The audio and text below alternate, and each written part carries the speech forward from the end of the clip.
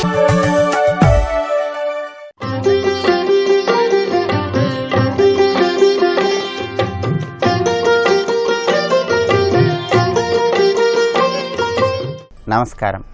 ప్రేక్షకులందరికీ శుభోదయం. ఈనాటి శుభయోగం శీర్షికన బుధవారం సందర్భంగా శ్రీ మహావిష్ణువు అనుగ్రహాన్ని సిద్ధింపజేసుకోవటానికి ఎటువంటి సులభమైన విధి విధానాలతో విష్ణుమూర్తిని ఆరాధన చేయాలో పరిశీలిద్దాం. ప్రధానంగా ఈరోజు చైత్ర బహుళ అమావాస్య తిథి. అందువల్ల ఈరోజు పితృదేవతల అనుగ్రహాన్ని సిద్ధింపజేసుకోవటానికి దక్షిణ దిక్కుకు తిరిగి నువ్వులు నీళ్లలో వేసి ఆ నీటితో తర్పణాలను విడిచిపెట్టడం, మీ గృహంలో దక్షిణ దిక్కులో నువ్వుల నూనె పోసి దీపాన్ని వెలిగించడం ద్వారా పితృదేవతల అనుగ్రహానికి పాత్రులై విశేషమైన శుభ ఫలితాలను పొందవచ్చు. అలాగే బుధవారం సందర్భంగా ఈరోజు తెలుపు లేదా పసుపు రంగు పట్టు వస్త్రాలను ధరించి శ్రీ మహావిష్ణువుని పసుపు కలిపినటువంటి అక్షింతలతో ఆరాధన చేసినట్లయితే విష్ణుమూర్తి కృపకు చాలా సులభంగా పాత్రలు కావచ్చు. అలాగే ఈరోజు శ్రీ మహావిష్ణువుని తామర పూలతో కానీ తులసి దళాలతో కానీ ఆరాధన చేసినట్లయితే చక్కటి సత్ఫలితాలు కలుగుతాయి. శ్రీ మహావిష్ణువు చిత్రపటానికి రెండు వైపులా 2 ఎర్రటి ప్రమిదలను ఉంచి ఒక్కొక్క ప్రమిదలో 5 ఒత్తుల చప్పున 2 ప్రమిదల్లో మొత్తం 10 ఒత్తులు వేసి నువ్వుల నూనె కానీ ఆవు నెయ్యి కానీ పోసి దీపారాధన చేయండి. ఇలా చేస్తే విష్ణు కృపకు సులభంగా పాత్రలు కావచ్చు. శ్రీ మహావిష్ణువుని పూజించిన తర్వాత విష్ణుమూర్తి ప్రీతి కోసం ఆవు నెయ్యిలో 5 ఒత్తులు తడిపి స్వామివారికి పంచహారతి ఇవ్వండి. ఇలా చేస్తే శ్రీ మహావిష్ణువు అనుగ్రహం ద్వారా ఉద్యోగ వ్యాపార రంగాల్లో చక్కటి సత్ఫలితాలను పొందవచ్చు.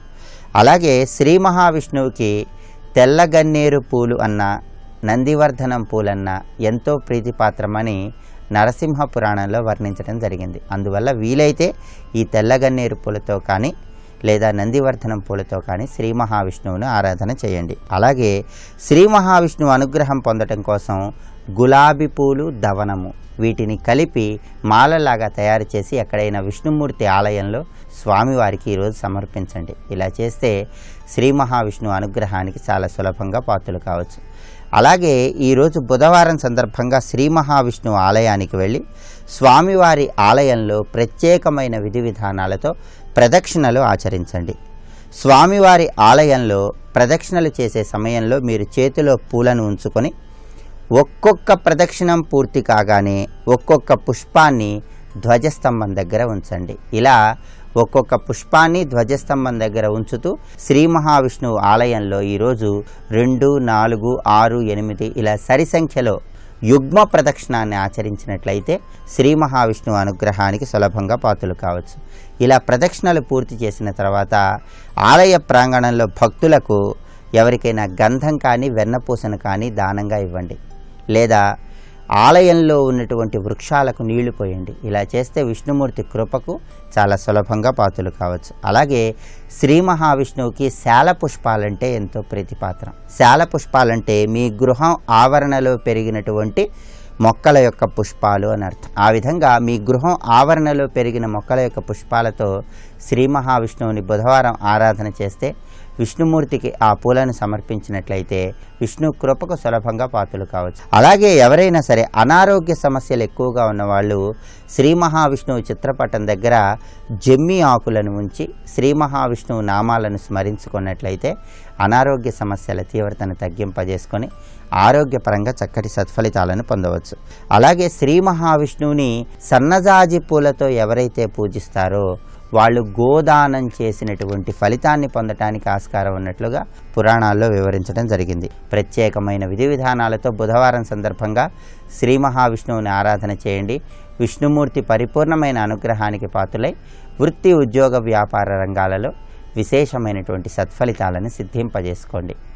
రేపటి శుభయోగం శీర్షికన వైశాఖ మాస ప్రారంభం సందర్భంగా ఎటువంటి విధి విధానాలను పాటించాలో, వైశాఖ మాసంలో వచ్చే పర్వదినాల విశిష్టత ఏంటో పరిశీలిద్దాం. నమస్కారం.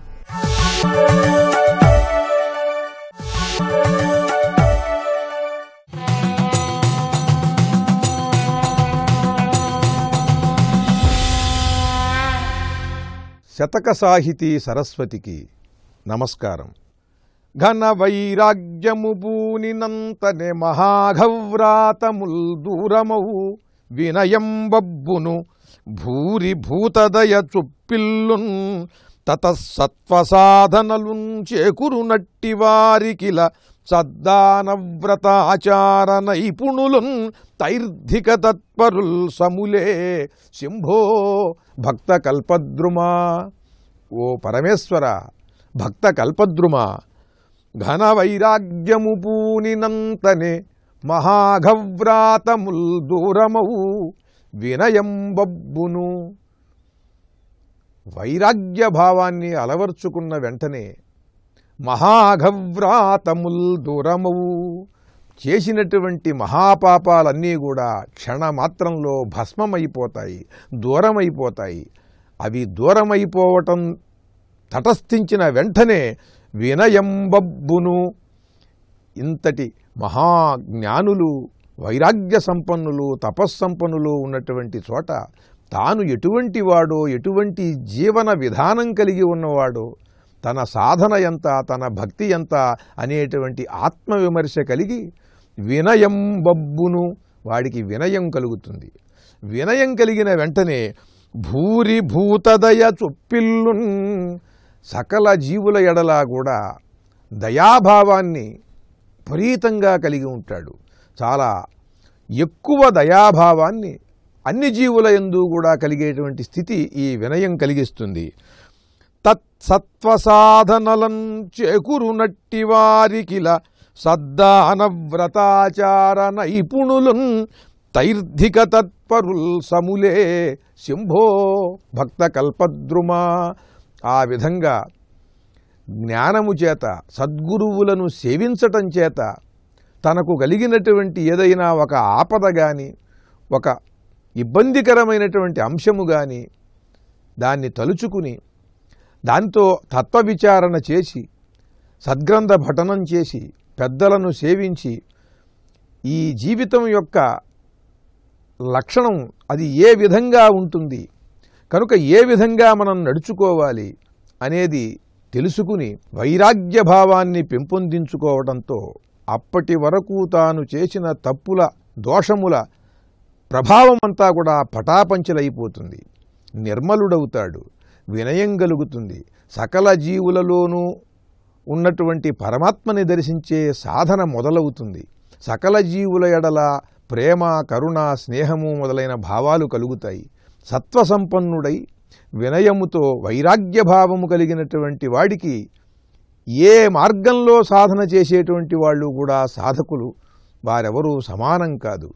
తపో మార్గములో కానీ, యోగ మార్గములో కానీ, జ్ఞాన మార్గములో కానీ, భక్తి మార్గములో కానీ ఎవరైనా సరే వారు మంచి పుణ్యకర్మలను ఆచరించవచ్చు. కానీ ఈ వినయముతో వైరాగ్య భావాన్ని దృఢముగా ఉంచుకున్నటువంటి వాడికి సమంగా ఈ నైష్ఠికులు నిష్ఠతో, నియమంతో వారు మంచి కార్యములు చేస్తారే గాని వారు కోపమునకు వశులవుతారు. కానీ వైరాగ్యం దృఢంగా ఉన్నటువంటి వాడికి కోపము, కామక్రోధములు కానీ, మోహలోభములు కానీ, మరే మదమాత్సర్యములు కానీ వచ్చే అవకాశం లేదు.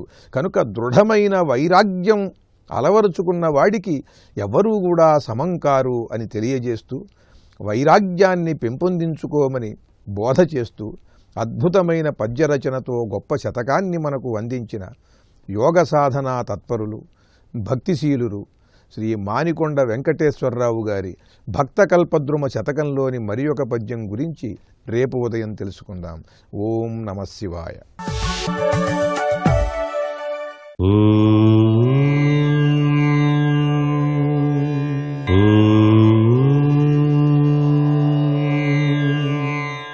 ఓం నమో నారాయణాయ. ఓం నమః శివాయ. శ్రీమాత్రే నమః. ఈరోజు బుధవారం. గోమాతకు పచ్చటి గడ్డిని గనక ఎవరైతే ఆహారంగా సమర్పిస్తారో గ్రహచారంలో బుధానుగ్రహం చాలా చక్కగా వర్తింపచేసుకొని వ్యాపారాభివృద్ధికి సహకరింపచేసుకోవడానికి ఆస్కారం ఉంటుంది అంటోంది శాస్త్రం. అంతేకాకుండా బుధవారం నాడు స్థితిపతి, నిధిపతి, ప్రియపతి అయినటువంటి గణేశుణ్ణి గరికెతో కనుక పూజ చేసి బెల్లం ముక్క కానీ, అరటిపండు కానీ, లేక ఉండ్రాళ్ళు కానీ నైవేద్యంగా సమర్పించినట్లయితే అభీష్ట సిద్ధి కలిగి తీరుతుంది అని చెప్పేసి శాస్త్రం. గరికకు, గణపతికి, గోవుకి గకారతత్వం ఇమిడి ఉన్నది కాబట్టే అంతటి విశిష్టవంతమైనటువంటి జ్ఞానవాచక తత్వం ఇక్కడ గా అనేటువంటి అక్షరంలో మిళితమై ఉంది అని గ్రహిద్దాం. అందుకనే గణపతిని ఆరాధన చేసేటప్పుడు గకారవాచక అని చెప్పేసి అంటాం. గకార ప్రియుడు ఆయన అని చెప్పేసి. ఆ గరికలో కూడా గకారం ఉంది, ఇక్కడ గోవులో కూడా గకారం ఉంది. అందుచేత గోవును, గరికెను, ఆ గణపతిని ఈ విధంగా కనుక భావన చేస్తూ కనుక ఆరాధన చేసినట్లయితే త్వరగా సత్ఫలితాన్ని సాధింపచేసుకోవడానికి ఆస్కారం ఎంతగానో ఉంటుంది అని చెప్పేసి చెప్పవచ్చు. అంతేకాకుండా బుధాదిత్య యోగం అని చెప్పేసి ఉంటుంది.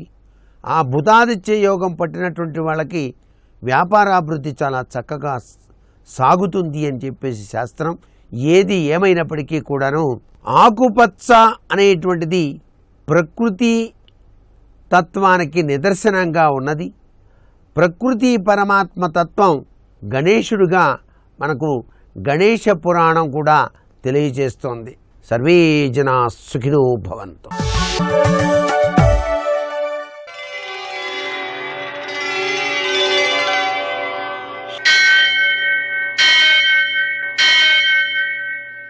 సహస్రశీరుషం దేవం విశ్వాక్షం విశ్వశంభువం విశ్వం నారాయణం దేవమక్షరం పరమం పదం విశ్వతః పరమాం నిత్యం విశ్వం నారాయణగుం హరిం విశ్వమేవేదం పురుషస్తద్విశ్వముపజీవతి పతిం విశ్వస్యాత్మేశ్వరం శాశ్వతగుం శివమచ్యుతం నారాయణం మహాజ్ఞేయం విశ్వాత్మానం పరాయణం.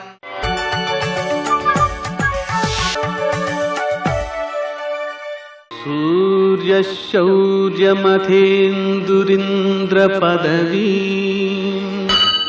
సన్మంగళం మంగళం. ఆపదామపహర్తారం దాతారం సర్వసంపదాం లోకాభిరామం శ్రీరామం మోక్షదం తన్నమామ్యహం. నేటి కాలమాన విశేషాలను గమనిద్దాం. స్వస్తి శ్రీ చాంద్రమాన హేమలంబనామ సంవత్సరం ఉత్తరాయణం వసంత ఋతువు చైత్రమాసం కృష్ణపక్షం బుధవారం. సూర్యోదయం 5:57 సూర్యాస్తమయం 6:31 తిథి అమావాస్య సాయంకాలం 5:43 వరకు. నక్షత్రం అశ్విని రాత్రి 7:17 వరకు.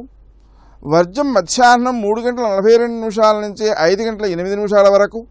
మరల రాత్రి 3:45 నుంచి 5:10 వరకు. దుర్ముహూర్తం మధ్యాహ్నం 11:48 నుంచి 12:39 వరకు. అమృతకాలం మధ్యాహ్నం 12:50 నుంచి 2:16 వరకు. రాహుకాలం బుధవారం కాబట్టి మధ్యాహ్నం 12 నుంచి 1:30 వరకు. అష్టకవర్గ రీత్యా శుభప్రదమైన సమయం ఉదయం 7 గంటలకి. నేటి విశేషం చైత్ర బహుళ అమావాస్య. ఈ అమావాస్య ప్రయుక్తమైనటువంటి పితృదేవతార్చనల వలన పరిపూర్ణమైనటువంటి ఆనందం కలిగే వారికి తమ పిల్లలు అంటే మనువులు అన్నమాట, ఈ మనువులు సుఖప్రదంగా అభివృద్ధి చెందేలాగా ఆశీర్వదిస్తారు. ఆ కారణంగా ఆ కార్యకలాపాలు చేయడం అనేది ఒక పద్ధతి. అదేవిధంగా మనకు అమావాస్య అనేటువంటిది సముద్ర స్నానానికి అత్యుత్తమమైనటువంటి రోజు. చైత్రమాసం బహుళ అమావాస్య పర్వదినం. ఇలాంటి పర్వదినాలలో మనం సముద్ర స్నానం చేయడం ద్వారా అన్ని తీర్థాల్లో స్నానం చేసిన ఫలితం వస్తుంది కదా, అన్ని నదులలో స్నానం చేసిన ఫలితం వస్తుంది కదా. అంటే సుమారుగా పుష్కరాలలో స్నానం చేసినంత ఫలితం అన్నమాట. ఎందుకని అంటే పుష్కరాలలో కూడా సకల తీర్థాలు వచ్చి అక్కడ ఉంటాయి, అంతే కదా. అలాగే సకల నదులు సముద్రంలో వచ్చి కలుస్తున్నాయి. అందువలన సముద్ర స్నానం చేయడం అనేటువంటి అలవాటు చాలా మంచిది. కాబట్టి ఈ అమావాస్య నాడు చేయడం మంచిది. నేటి ఆణిముత్యాలు.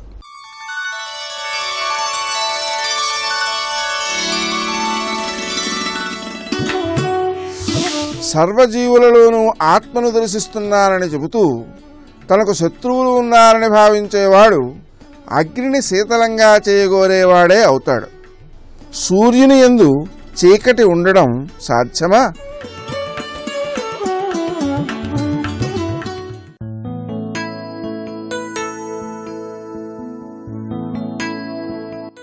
మానసికమైన శారీరకమైన ఎదుగుదలకి మూలం అమ్మ ఒడి. ఆధ్యాత్మిక ఎదుగుదలకు మూలం సద్గురు కృప అనే బడి.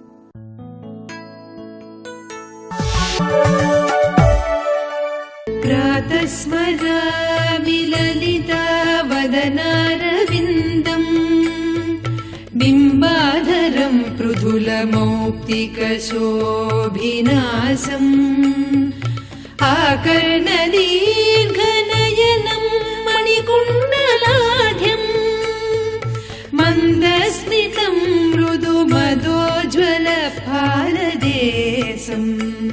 అక్కడున్న దేవతలు, అమ్మవారి రూపం ఎలా ఉన్నది, అమ్మవారు అందులో ఎలా శోభిల్లుతున్నారు, శ్యామలాదేవి ఎలా ఉంది, వరాహదేవి ఎలా ఉన్నది కళ్లకు కట్టినట్లు వర్ణిస్తారు. ఆ శ్లోక పఠనమే చాలా రమ్యమైనటువంటిది. అంతా మీకు మణిద్వీపం అనబడే శ్రీమన్నగరం అంతా కనబడుతుంది అందులో. అది 200 శ్లోకాలు రచించారు ఆర్యాద్విషతి. ఇది కాకుండా త్రిపురా మహిమ్న స్తవము అనే పేరుతో మన శివమహిమ్న స్థుతి ఎలా ఉన్నదో అలాంటి త్రిపురా మహిమ్న స్థుతి అనే పేరుతో అద్భుతమైన భక్తి, అద్భుతమైన మంత్రశాస్త్రం పెట్టి రచించారు. అది త్రిపురా మహిమ్న స్తోత్రం. దీనికే దేవీ మహిమ్న స్తవ అని మరొక పేరున్నది, త్రిపురా స్తవరాజ అని మరొక పేరు ఒక్క గ్రంథానికి. ఇందులో లలితా కవచమని ఇంకా లలితాదేవికి సంబంధించిన ఇసలు విషయాలు చాలా చాలా విశిష్టంగా ఉంటాయి. శ్రీ విద్య మంత్రరహస్యాలన్నీ అందులో ఉన్నాయండి. ఇది కాకుండా భక్తికి కూడా ప్రాధాన్యం ఉన్నది. చిత్రం ఏంటంటే మీకు ఇతర దేవతా స్తోత్రాల్లో భక్తి కనబడుతుంది, మంత్రం అందులో కలిసిపోయి ప్రత్యక్షం కాదు. కానీ అమ్మవారికి సంబంధించిన ఏ గ్రంథం తీసినా అంత తేలిక కాదండి. మీకు శివానంద లహరి చదవండి, అంత హాయిగా ఎక్కడిక్కడ భక్తే కనబడుతుంది. సౌందర్య లహరి చూడండి, భక్తి లేదని కాదు కానీ దాన్ని మించిపోయి ఒక మంత్రశాస్త్రము ఏదో లోతు ఉంది అని తెలిసిపోతుంటుంది అడుగడుగున. మంత్రశాస్త్రం తెలిస్తే కానీ సౌందర్య లహరి అర్థం కాదు. కానీ శివానంద లహరికి ఆ బాధ లేదు, మీరు హాయిగా చదువుకోవచ్చు. అమ్మవారు అంటే అంతేనండి, ఆవిడంటే అంత సామాన్యం కాదు. శక్తి కదా, శక్తి అంతా పెట్టు కూర్చుంటుంది అక్కడ. అందుకని మంత్రశాస్త్ర స్పర్శ ఉంటుంది తప్పకుండా. అయితే అర్థం కావడానికి మంత్రశాస్త్రం కావాలి కానీ ఆ శ్లోకాలు చదివి ఫలితం పొందడానికి మంత్రశాస్త్రం అంతా అక్కర్లేదు, బుద్ధిగా చదువుకుంటే చాలు. అక్కడ సౌందర్య లహరి అలాంటిదే. సరే, మహానుభావుడు త్రిపురా మహిమ్నస్తవం అంత గొప్పగా రచించారు. ఎవరు? దూర్వాస మహర్షి. అంటే ఇప్పుడు ఆయన గ్రంథంలో ఎన్ని చెప్పుకున్నాం? 2, ఆర్యాద్విషతి, త్రిపురా మహిమ్నస్తవం. 3వ గ్రంథం ఆయన రచించింది పరశంభు మహిమ్నస్తవం. ఇది ఒక అత్యద్భుతం, అది పెద్ద మంత్రశాస్త్ర రహస్యం. దీన్ని బట్టి ఏమర్థమైనా అర్థం కాకపోయినా ఒకటి అర్థమైతే చాలు. మన ఋషులు ఇచ్చిన ఎంతో విజ్ఞానం మనకి పుంఖానుపుంఖాలుగా ఉంది, మనం ఏమాత్రం తెలుసుకోకుండా బతికేస్తున్నామని అర్థమైతే చాలు. ఇక్కడ ఒక్కొక్క గ్రంథం తీసుకుని వాటిని పేర్లు చెప్పకుండా ధరించిపోతున్నాం చూడండి. ఇక్కడ ఆ మహానుభావుడు పరశంభు మహిమ్నస్తవం రచించారు. ఎవరు? దూర్వాస మహర్షి. ఇన్ని గ్రంథరాశిని ఇచ్చినటువంటి మహాత్ముడు. అయితే ఈ దూర్వాస మహర్షి రచించిన ఆర్యాద్విషతికి సంస్కృతంలో కూడా వ్యాఖ్యానం రచించిన మహాత్ముడు ఉన్నాడు. అతడు కాశ్మీర దేశానికి చెందిన ఒక మహాపండితుడు. ఇది రచించే ముందు ఆయన కాశ్మీరులో తపస్సు చేసేట్టు కొంతకాలం. ఎందుకంటే ఆ మహర్షిని చూడాలి అని కొందరు చేశారండి. తాము ఏ ఋషులు గ్రంథాలని అనువాదం చేస్తున్నారో వాళ్ళని చూడాలని తపరపడ్డారు. వాళ్ళకి హిస్టారికల్ రీసెర్చ్ కాదు, తపస్సు ఉన్నది. అది గొప్పతనం. రీసెర్చ్ కంటే గొప్ప తపస్సు. తపస్సుతో అయితే దర్శనాలు ఎక్కువ అవుతాయి. తిక్కన గారు తపస్సు చేసి భారతం రచిస్తే వ్యాసుడు దర్శనం చేసేట్టు కాశీక్షేత్రంలో. తెలుసా మీకు? తిక్కన గారు తెలుగు భారతం రచించినందుకు వ్యాసుడిని చూడాలనుకున్నారు. అలాంటి వాళ్ళు అప్పుడు అనువాదకర్తలండి. తాము ఏ ఋషి గ్రంథం రచించాడో ఆ ఋషి ఒప్పుకోవాలి, నువ్వు రాసింది కరెక్టే అని. అప్పుడు తాము ఒప్పుకునేవారు. అందుకే తిక్కన గారు వ్యాసుడు ఆమోదం కోసం ఎంత కష్టపడ్డారో చరిత్రలో కథ. అదేవిధంగా దూర్వాస మహర్షి ఆర్యాద్విషతి కోసం కాశ్మీర్ పండితుడు అనువదిస్తూ తపస్సు చేస్తే దూర్వాస మహర్షి దర్శనం పొందాడు. ఇది జరిగి కొన్ని దశాబ్దాలే అయిందండి. మీరు ఆశ్చర్యపోతారు. ఇక్కడ దూర్వాస మహర్షి దర్శనం అంటే ఒక ఋషి గురించి చెప్పేటప్పుడు ఆయన స్మరించుకుంటే తప్పకుండా అనుగ్రహిస్తాడు. మనకి ఇప్పుడు కనబడకపోయినా మూకకవి అనుగ్రహం మనకు లభించుగాక. ఈయన అటువంటి వాడు. అయితే అయ్యా మూకకవి పంచశతి చెప్తూ దుర్వాసుడి దాకా ఎందుకు వెళ్ళిపోయారని మీరు అంటారు. దానికి మూక పంచశతికి ఉన్న సంబంధం ఇప్పుడు చెప్పుకోబోతున్నాం. ఆ కాంచీక్షేత్రంలో అమ్మవారి ఆరాధన విధానాన్ని ఏర్పాటు చేసి అక్కడున్న ఋషులతోనూ దేవతలతోనూ చెప్తున్నట్టు ఆయన. ఎవరు? దూర్వాసుడు. అహమద్యతు దుర్వాసాః త్రేతాయాం రేణుకాసుతః ధౌమ్యోహం ద్వాపరయుగే కలౌ మూకాహ్వయం కవిః. ఇది చెప్తున్నాడు ఇక్కడ. ఆయన చెప్పిన మాట ఇది. నేను ఇప్పుడు అనగా కృతయుగంలో దుర్వాస మహర్షిగా వచ్చాడు, నేనే త్రేతాయుగంలో రేణుకాసుతుడిగా వస్తాను అన్నాడు ఇక్కడ. అంటే ఎవరు? పరశురాముడు. అంటే ఇక్కడ మీరు అర్థం చేసుకోండి, పరశురాముడు విష్ణు అవతారమా దుర్వాసుడు అవతారమా? ఇక్కడ తెలుసుకోవాల్సిన ప్రధానాంశం చూడండి. రేణుకాసుత అనడంలో రహస్యం ఏంటంటే దూర్వాసుడి యొక్క తపశ్శక్తి ఆ రేణుకాసుతుల్లో ప్రవేశిస్తుంది, అది చెప్పడం ఇక్కడ. పరశురాముడు విష్ణువు యొక్క ఆవేశావతారం. మొత్తం క్షత్రియ సంహారం అయిన తర్వాత ఆవేశం వదిలేసింది. అప్పుడు ఆయన కేవలం సాధకుడు. ఆ సాధకుడైన తప్పించిపోయి వెళుతూ ఉంటే దత్తాత్రేయుని యొక్క దర్శనం లభించింది ఆయనకి. అప్పుడు దత్తాత్రేయుని ద్వారా త్రిపురా విద్యను స్వీకరించాడు. ఈ కథంతా మనకి త్రిపురా రహస్యం అని 3 ఖండములతో చాలా విస్తారంగా ఉన్నది. స్వస్తి. అదివో అల్లదివో శ్రీహరివాసము 10,000 శేషుల పడగలమయము. అదివో అల్లదివో శ్రీహరివాసము. వెంకటేశ్వరుడు వేం పాపం కట తొలగించువాడు ఈశ్వరుడు. సర్వజగ ఆయనని ప్రశ్నించగలిగిన వారు లేరు. నువ్వు ఇలా ఎందుకు చేస్తావని అడగగలడు. అంతటి సార్వభౌముడు. అటువంటి వాడు శ్రీవైకుంఠాన్ని విడిచిపెట్టి భూలోకానికి వచ్చాడు. దేనికని? కేవలము కారుణ్యంతో. అరేరే, నా బిడ్డలు పాడైపోతున్నారా, కలిపురుషుడు యొక్క ఉద్ధతికి వీళ్ళకి మళ్ళీ ధర్మమునందు అనురక్తి కల్పిస్తాను, అందుకు నేను వస్తున్నానన్నాడు అని ఒక శంకరాచార్య స్వామి వారి అవతారంలా బోధ చేసుకుంటూ వెడితే అప్పటికి విని మళ్ళీ మరిచిపోతారేమోనని శ్వేతవరాహ కల్పం పూర్తయిపోయేంత వరకు అనుగ్రహించడం కోసమని మహానుభావుడు వెంకటరమణుడై వచ్చి కూర్చున్నాడు. ఆయన అనుగ్రహించిన తీరు ఎలా ఉంటుంది అన్నదాన్ని వెంకటాచల వైభవము అని మహాతల్లి తరిగొండ వేంగమాంబ గారు ఒక అద్భుతమైనటువంటి గ్రంథరచన చేశారు. తరిగొండ వేంగమాంబ గారి కవిత్వం అంటే పోతన గారి కవిత్వం ఎలా ఉంటుందో అలా ఉంటుంది. అవి పరమేశ్వరుడు వచ్చి తన కథ తాను వింటుండగా తానే కాలు నేలకి మట్టుతూ ఊయల ఊగుతూ భగవత్ కథ వింటుండగా ఆయన కథ ఆయనకి చెప్తుంటే ఆయన కథ ఆయన వింటూ ఆయనే కాలాన్ని మరిచిపోయేటట్టు రచించి చెప్పగలిగిన సమర్థత కలిగిన తల్లి. అందుకే వెంకటాచలం కొండ మీద ఓ పెంకుటింట్లో కూర్చుని ఆవిడ భాగవతం చెప్తుంటే వెంకటరమణుడు ఊయలలో కూర్చుని వింటున్నాడు. తెల్లవారిపోయింది. ఈవిడ చెప్పడం ఆపలేదు, ఆయన వినడంలో కాలాన్ని గమనించలేదు. ఎవరు? కాలస్వరూపుడైన పరమేశ్వరుడు. అందుకే లోకంలో ఒక మాట చెప్తారు, భగవంతుడు బాగుంటాడా భగవత్ కథ బాగుంటుందా అంటే, మంచి బిగి మీద భగవత్ కథ జరుగుతుండగా అకస్మాత్తుగా మీ పక్క కుర్చీలోకి వెంకటేశ్వరుడు వచ్చి కూర్చుని నా గురించే చెప్తున్నాడు అన్నాడు అనుకోండి. చెప్తే చెప్పాడు కనుక చెప్పాగు అది అన్నీ అనేటట్టుగా చెప్పబడిన కథ ఏదో అది భగవత్ కథ. కాబట్టి భగవత్ కథకున్న శక్తి భగవంతునికి ఉండదు. నిజానికి అంత అందంగా ఉంటుంది భగవత్ కథ. అందుకే ఆయన కథకి ఆయనే వశుడు అయ్యాడు. ఎంతో అనురక్తితో వింటున్నాడు. తెల్లవారుజామున 3 గంటల వేళ అయిపోయింది. కౌసల్య సుప్రజారామ పూర్వా సంధ్యా ప్రవర్తతే. సుప్రభాతం మొదలెట్టారు. వెంగమాంబ సుప్రభాతం చదువుతున్నారు. వెళ్ళిపోవాలని గభాలను దూకేశాడు ఉయ్యాల్లోంచి. పద్యం మధ్యలో ఘట్టం మధ్యలో ఉంటే ఎక్కడికి వెళ్ళిపోతామో ఆవిడ పంచి పట్టుకున్నారు. అది ఆవిడ స్వతంత్రత. త్యాగరాజస్వామి వారిలా ఎన్నాళ్ళు జానకి వడ్డిస్తుంది, అన్నాళ్ళు నువ్వు తింటావు, జానకే వండుతుందిలే, నేను వండితే నీకు రుచి పనికిరాదేమో, ఆవిడ వండితే వండింది పోనీ వాళ్ళ నన్ను వడ్డించని అన్నారు త్యాగరాజస్వామి. అలా అన్నది భక్తి. ఆ స్వాతంత్రం ఉండాలి భక్తిలో. కాబట్టి ఆవిడ పంచె పట్టుకుంది, పంచె చిరిగిపోయింది. వెంకటరమణుడు ఆనంద నిలయంలోకి వెళ్ళిపోయాడు. సుప్రభాతం తలుపులు తెరిచారు. చిరిగిపోయిన పంచితో లక్ష్మీనాథుడు ఉన్నాడు. తెల్లబోయారు. అప్పుడు అనుకున్నారు, ఆయన పంచి చిరిగిపోయేటట్టుగా పట్టుకోగలిగినంత స్వాతంత్రం ఆవిడికి తప్పేవరకు ఉంది కాబట్టి ఆవిడని వెళ్ళి అడగండి అన్నారు. ఆవిడ పంచ మడతెట్టి ఇంట్లో అలా పక్కన పడేసి పూజ గదిలో. వాళ్ళు వచ్చి అడిగారు అర్చకులు, వెంకటేశ్వర స్వామి వారు కట్టుకున్న పంచి చిరిగిపోయిందమ్మా, మీ ఇంట్లో ఉందా ముక్కని అడిగారు. ఆ కథ చెప్తుంటే మధ్యలో వెళ్ళిపోతుంటే పంచి పట్టుకున్నాను, చిరిగిపోయింది, అదిగో మడతెట్ట పూజ గదిలో పెట్టే పట్టుకోండి ఆవిడ. ఆవిడికి అంత స్వాతంత్ర్యం ఈశ్వరుడి దగ్గర. ఆవిడ చేశారు వెంకటాచల మాహాత్మ్యము అని ఒక గ్రంథం. అది వెంకటరమణుడు ఆమెకి అనుగ్రహించి రచింపచేశాడు. ఆయనే విని కొట్టాడు. అందుకే ఆ కాలంలో ఆ వెంకటాచల మాహాత్మ్యము అన్న గ్రంథాన్ని వ్రాత ప్రతి కింద వ్రాస్తే ఎవరైనా ఇంట్లో వెంటనే పెళ్ళయ్యేది ఆడపిల్లలకి. అందుకని అందరూ పుస్తకం రాస్తూ ఉండేవారు. అసలు ఆవిడ చేసిన గ్రంథాల్లో చెంచు నాటకము అని అదొక అద్భుతం. అంతే. ఆ చెంచు నాటకం ఆవిడ అనుభవించారు మహాతల్లి వెంగమాంబ గారు. ఆ చించిత వెంకటేశ్వర దర్శనానికి వెడితే అక్కడ ఉన్న ద్వారపాలకులు అడుగుతారు, మీ ఊళ్ళో ఉన్నాడంటున్నావు కదా వెంకటేశ్వరుడు, మీ ఊళ్ళో ఉన్న వెంకటేశ్వరుడిని చూశా అంటున్నావు కదా, ఈ ఊళ్ళో ఉన్న వెంకటేశ్వరుడికి మీ ఊళ్ళో ఉన్న వెంకటేశ్వరుడికి ఏమిటి తేడా అని అడిగాను. ఒక్క మాట చెప్తాను. ఆవిడ ఓ మాట అంటుంది, ఆ చించిత అమాయకత్వం, పరకాయ ప్రవేశం చేసి రచన చేయడం అంటే అది. ఆవిడంది, ఈ వెంకటేశ్వరుడు అక్కడక్కడ బట్ట అంటించుకున్నాడు అంది ఆవిడ. ఈయన పంచె కట్టుకోలేదు, గుడ్డ ముక్కలు అంటించుకున్నాడు అక్కడక్కడ అంది. ఎందుకని? వెంకటరమణుడి పంచెంతా మీకు ఎప్పుడన్నా కనపడిందా? ఎన్ని ఆభరణాలు పెట్టేస్తారు, అన్ని ఆభరణాల మధ్యలో ఏదో గుడ్డ ముక్కల్లా కనపడుతూ ఉంటుంది ఇలా అక్కడక్కడక్కడక్కడ రంగులతోటి. అందుకని ఆ చించిత అమాయకంగా అంది, పంచె కట్టుకున్న ఆభరణాలు పెట్టుకున్నాడని లేదు, అక్కడక్కడ బట్ట అంటించుకున్నాడు.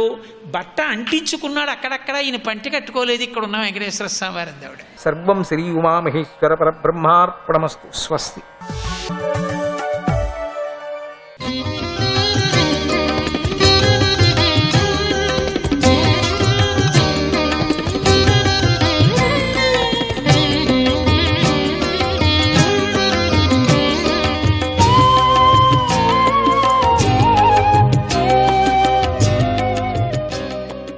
పురుషోత్తమాయ నమః. 8వ అధ్యాయం. ఈ అధ్యాయంలో సముద్ర మథనము, లక్ష్మీదేవి, ధన్వంతరుల ఆవిర్భావం గురించి చెప్పబడింది. విషం పుట్టింది అనుకున్నాం కదా, తర్వాత ఎవరెవరు పుట్టారు అని చెప్పుకొని వెళుతున్నారు.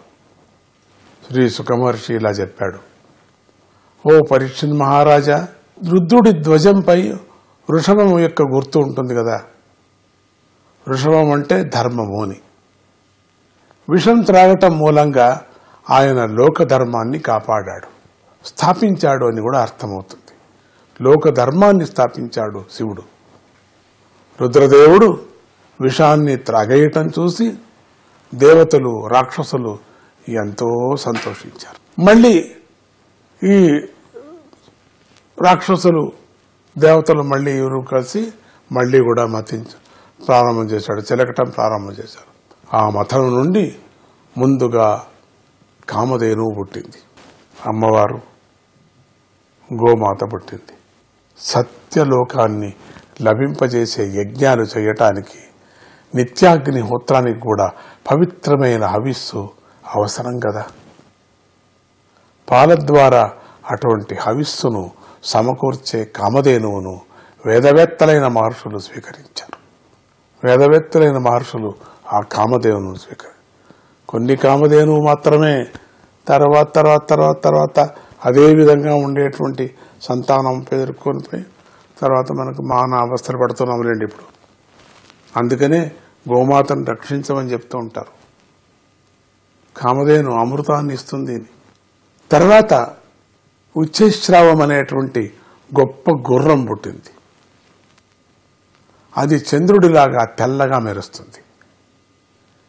గోవుని వేదవేత్తలు తీసేసుకున్నారు. దీన్ని ఎవరు తీసుకుంటారు? దానిపై బలిచక్రవర్తి మనసు పడ్డాడట. కానీ ఇంద్రుడు మాత్రం దానికి ఆశపడలేదు, వద్దని వేశాడు. ఎందుకంటే శ్రీహరి ముందే శిక్షణ ఇవ్వటం వల్ల ఇంద్రుడు మోహానికి వాడు వశుడు కాలేదు. వాడు తర్వాత ఐరావతం అనేటువంటి గొప్ప ఏనుగు పుట్టింది. దానికి 4 తెల్లని దంతాలు ఉన్నాయి. తెలుపు దంతంతో రుద్రుని కైలాసపర్వత శోభను మించి ఉన్నదా అన్నట్లుగా ఆ ఏనుగు అంత తెల్లదనం కలిగి ఉంది. ఆ తర్వాత సముద్రం నుండి కౌస్తుభం అనేటువంటి పద్మరాగమణి పుట్టింది. అది తన వక్షస్థలంపై అలంకారంగా ఉంటే బాగుంటుందని భగవంతుడైనటువంటి శ్రీహరి ఆ మణిని కోరుకున్నాడు, కౌస్తుభమణిని. స్వామి కౌస్తుభమణి అలంకారుడు అని కీర్తనలంతా వస్తూ ఉంటుంది. తర్వాత దేవలోకానికి అలంకారమైన కల్పవృక్షం పుట్టిందండి. పరీక్షిత్ రాజా, సుఖబ్రహ్మ చెప్తున్నాడు పరీక్షిత్ రాజుకి, భూలోకంలో నీలాగా ఆ వృక్షము అన్ని కాలాల్లోనూ కోరిన వారి కోరికలను తీరుస్తుందయ్యా కల్పవృక్షం. తర్వాత అప్సరసలు పుట్టారు. వారి కంఠమందు పతకములున్నాయి. వారు చక్కని వస్త్రాలను ధరించి ఉన్నారు. తమ మనోహరమైనటువంటి నడకలతోనూ విలాసమైన చూపులతోనూ వారు స్వర్గవాసులను సంతోషపరుస్తూ ఉంటారు. వీళ్ళు దేవతలు. ఆ తర్వాత సాక్షాత్తుగా అమ్మవారు లక్ష్మీదేవి పర్వతం శిఖరంపై మెరిసేటువంటి మెరుపులాగా తన కాంతులలో దిక్కులను ప్రకాశింపజేస్తూ ఆ మహా తల్లి ఆవిర్భవించింది. భగవంతుడైనటువంటి శ్రీహరి యందు ఆమె అనురాగం కలిగి ఉండి ఆయనను సంతోషింపజేసింది. వీళ్ళంతా దేవతలు ఎవరు దాన్ని అంతా వదిలేసేది, రాక్షసులందరూ వదిలేస్తున్నారు. వద్దు వద్దు వద్దు, బాగలేదు. ఆ లక్ష్మీదేవిని దేవతలు, రాక్షసులు, మానవులతో సహా అందరూ కోరుకున్నారు. ఇక్కడ మాత్రం ఈ లక్ష్మీదేవి పుట్టినప్పుడు దేవతలు, రాక్షసులు, మానవులు చూస్తున్నారు కదా, ప్రజలు, మానవులు వీళ్ళంతా కోరుకున్నారు, మాకు కావాలి. ఆమె యొక్క రూపము, ఔదార్యము, యవ్వనము, రంగుల గొప్పతనంతో వారి మనస్సులు ఆకర్షించబడ్డాయి. మహేంద్రుడు గొప్ప ఆశ్చర్యకరమైనటువంటి ఆసనాన్ని ఆమెకు సమర్పించాడు. మహేంద్రుడు గొప్ప నదులు రూపాలను ధరించి బంగారు కడవలతో స్వచ్ఛమైన నీటిని తెచ్చాయి.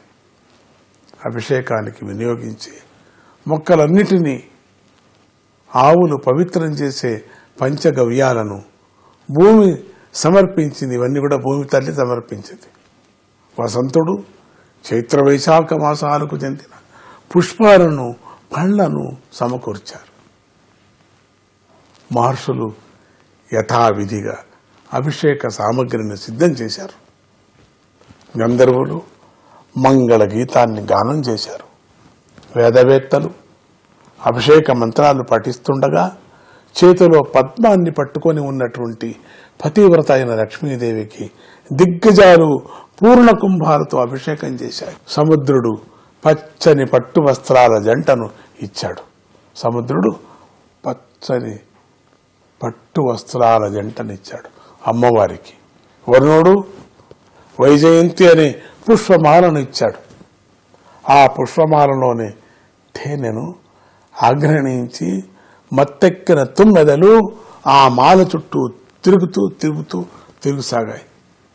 విశ్వకర్మ ప్రజాపతి రంగురంగుల ఆభరణాలను, సరస్వతీదేవి హారాన్ని, స్వయంభువుడైనటువంటి బ్రహ్మదేవుడు పద్మాన్ని, 4 కుండలాల జతను సమర్పించారు. వేదవేత్తలు స్వస్తి వాచనాలు పఠించిన తరువాత లక్ష్మీదేవి చేతిలో కలువ మాలను ధరించి ముందుకు నడిచింది అమ్మవారు. భాగ్యద లక్ష్మీ బారమ్మ అన్నట్టు ఆ భాగ్యద లక్ష్మి అమ్మవారు, భాగ్యాద లక్ష్మి బారమ్మ. ఎంత భాగ్యం! సౌభాగ్యద, ఆ సౌభాగ్యాన్ని ఎత్తుకున్నటువంటి ఆ లక్ష్మీదేవి వస్తున్నది. సా లక్ష్మి అమ్మవారే, సా దుర్గా అన్నట్టుగా ఆ లక్ష్మీదేవి ముందుకు నడిచింది.